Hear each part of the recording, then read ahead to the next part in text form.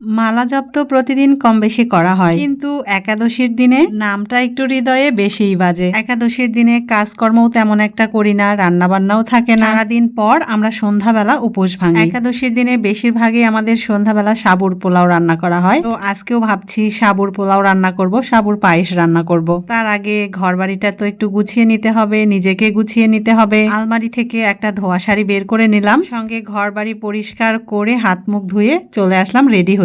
এই যে তোমরা অনেকেই বলো তিলক পড়ো না কেন, তিলক পড়ো না কেন, তো দেখো তোমাদের কথাই কিন্তু আজকে আমি তিলক পড়তে চলে আসছি। অন্য দিনে পড়তে না পারলেও একাদশীর দিনটাতে পড়াই যায়, কি বলো তোমরা? আমার যেহেতু তিলক দেওয়ার অভ্যাস নাই, তাই আমি সুন্দর করে দিতে পারি না, কিন্তু মনে হচ্ছে আজকে আমি সাকসেস। আজকের তিলক পড়াটা ভীষণ সুন্দর লেগেছে আমার কাছে। সুন্দর করে দিতে পেরেছি বলে নিজের মনের ভিতরে অনেক আনন্দ লাগছিল।